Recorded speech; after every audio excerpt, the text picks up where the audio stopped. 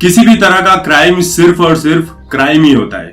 इसमें अच्छा क्राइम और बुरा क्राइम जैसा कुछ भी नहीं होता है। लेकिन बॉलीवुड के हिसाब से एक क्राइम अच्छा होता है जिसका सपोर्ट किया जाना चाहिए, और एक क्राइम बुरा होता है जिसका विरोध किया जाना चाहिए। कहने का मतलब है कि आम इंसान अगर कोई क्राइम करता है तो बॉलीवुड उसके खिलाफ ट्विटर पर एक्टिव हो जाता है, बड़े बड़े बातें करता है। लेकिन वही क्राइम अगर बॉलीवुड से कोई करे तो ये बॉलीवुड के लिए अच्छा क्राइम माना जाता है। इसका विरोध नहीं किया जाना चाहिए और इसके खिलाफ कोई बॉलीवुड वाला खड़ा भी नहीं होता है। केरल में जब एक हथिनी को मार दिया जाता है तब बॉलीवुड वालों के आंसू नहीं रुक रहे थे, इतने घड़ियाली आंसू कि पूछो ही मत, क्योंकि ये क्राइम एक आम इंसान ने किया। लेकिन उसी सलमान खान के ऊपर जब काले हिरन के शिकार का मामला चल रहा होता है तब सलमान खान का कोई विरोध नहीं करता है, क्योंकि वो सलमान खान है भाई। जेल गया तो बॉलीवुड को बहुत बड़ा नुकसान हो सकता है, निर्माता डूब सकते हैं, और इस मामले में बॉलीवुड खामोश हो जाता है। बलात्कार करने वाले इंसान को तो सरेआम गोलियां मार देनी चाहिए।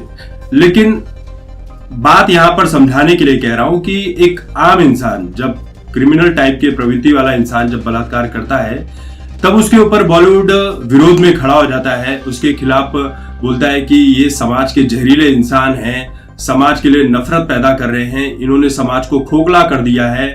हाथों में तख्तियां लेकर खड़े हो जाते हैं क्योंकि उन्हें वहां पर राजनीति साधनी होती है, हिंदू धर्म को बदनाम करना होता है, जैसा कि स्वरा भास्कर, सोनम कपूर, करीना खान, इन सभी ने किया था।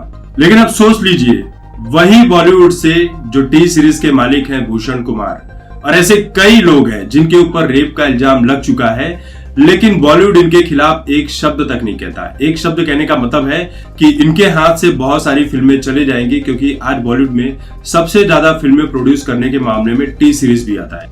मतलब अपने करियर को दांव पर क्यों लगाना। राज कुंद्रा का ही मामला देख लो, एक इंटरनेशनल सेक्स रैकेट चलाया जा रहा था, लेकिन शिल्पा शेट्टी का ये कहना है कि मेरा पति बेगुनाह है। वो अश्लील फिल्म नहीं बना रहा था, बल्कि वो तो इरोटिक फिल्म बना रहा था। तो भाई इस हिसाब से तो जॉनी सिंस और मिया खलीफा भी अश्लील फिल्में नहीं बनाते हैं, ये लोग तो एक्टर हैं, बस एक्टिंग कर रहे हैं। कुछ लोग तो ये भी है भाई, ये कह रहे हैं कि क्या भारत में अश्लील इंडस्ट्री नहीं बनाई जा सकती क्या? जैसे बॉलीवुड है, हॉलीवुड है, टॉलीवुड है, तो ऐसे एक अश्लील इंडस्ट्री भी बना दी जाए, बहुत सारे लोगों को रोजगार मिल जाएगा। बहुत सारे देशों में तो ये लागू कर दिया गया है, तो इंडिया में क्यों नहीं हो सकता? देश की तरक्की ही तो होगी। एकता कपूर को उनके समाज हित कार्यों के लिए पद्मश्री पुरस्कार से नवाजा जाता है। कल राज कुंद्रा को भी पद्मश्री मिल जाए तो इस पर कोई संदेह मत करना। हैरानी की बात यह है कि जो काम राज कुंद्रा कर रहा था उसके लिए राज कुंद्रा के खिलाफ केस चल रहा है, तरह तरह की फाइलें खोली जा रही है, लेकिन वही काम उल्लू ऐप और आर्ट बालाजी की एकता कपूर कर रही है। बहुत सारी अश्लील फिल्में बना रही है, धड़ल्ले से बना रही है, कानून का और इस देश की सरकार का मजाक उड़ाते हुए, लात मारते हुए कानून का बना रही है, लेकिन उसे कोई रोकने वाला नहीं है, उसे कोई टच तक नहीं कर सकता। वही एकता कपूर जो अपनी वेब सीरीज में इंडियन आर्मी तक को गलत तरीके से दिखाती है, उनकी बीवियों को गलत तरीके से दिखाने का काम करती है, लेकिन एक आवाज तक नहीं उठाई जाती। हमारे देश में सब चलता है, सब कुछ जायज है, बस उसे करने का जो तरीका है वो अलग अलग है, अलग अलग इंसानों के लिए अलग अलग कानून। आप खुलेआम सड़क के किनारे बैठकर जुआ नहीं खेल सकते, क्रिकेट के मैच पर सट्टा नहीं लगा सकते, लेकिन आप ड्रीम 11 में जुआ भी खेल सकते हैं और सट्टा भी लगा सकते हैं लीगल तरीके से। पहली बात, पद्मश्री और पद्म विभूषण जैसे जो सम्मान दिए जाते हैं, ये बॉलीवुड वालों को क्यों दिए जाते हैं? दुनिया के सारे गलत काम ये बॉलीवुड वाले करते हैं, फिर भी इन्हें भारत का इतना सम्मानित सम्मान क्यों दिया जा रहा है? बॉलीवुड का हाल तो ऐसा है कि एक हाथ से दुनिया भर के पाप कर लो और दूसरे हाथ से एनजीओ खोलकर गरीबों का मसीहा बन जाओ, दुनिया भर के डोनेशन कर लो और आपके सारे पाप और पुण्य बैलेंस होकर चलने लगते हैं। हमारे देश में किसी ने गाड़ी चलाते वक्त रूल्स तोड़ दिए तो उसका चालान कट जाता है। अगर गलती से आपकी गाड़ी से किसी को थोड़ा नुकसान हो गया या किसी की जान चली गई तो आप पूरी उम्र जेल की सलाखों के पीछे सड़ सकते हैं।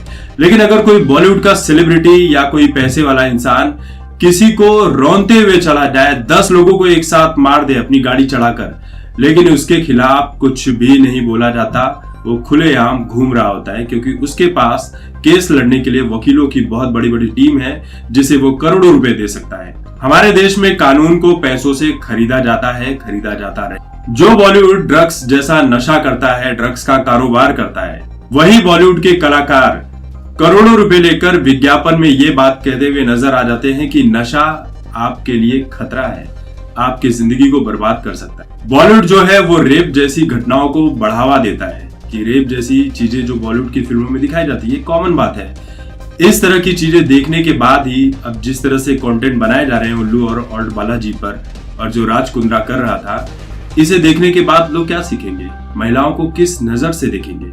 तो ये रेप जैसी घटनाओं को ही बढ़ावा दे रहे और हमारी सरकारें इन्हें पद्मश्री और पद्म विभूषण देकर सम्मानित कर रही हैं। हालांकि पिछले कुछ सालों में पद्मश्री और पद्म विभूषण देने का जो तरीका है वो बदल चुका है। अब आम इंसानों को जो वाकई में जमीनी स्तर पर जुड़कर समाज सेवा के, देश हित के अच्छे काम करें, उन्हें दिए जा रहे हैं। लेकिन पहले उन्हें दिए जाते थे जो चाटुकार तरह के होते थे। हमारी मेंटालिटी क्या हो गई है, कोई फिल्मों में थोड़ी सी अच्छी एक्टिंग कर ले, थोड़े से पैसे कमा ले, थोड़े से डोनेशन कर दे तो उसके सारे पाप माफ हो जाते हैं। हमारे देश में बहुत सारे लोग बॉलीवुड के इन जैसे लोगों को अपना आइडल बना रहे हैं जो किसी भी तरह से आइडल बनने के लायक ही नहीं है। लेकिन ये सब कब खत्म होगा पता नहीं। थोड़ी सी फिल्म देखते हैं, किसी फिल्म में किसी एक्टर ने अच्छा काम कर लिया तो उसके सारे पाप ही भूल जाते हैं। तो यही है हाल हमारे देश का। अलग अलग कानून अलग अलग लोगों के लिए है।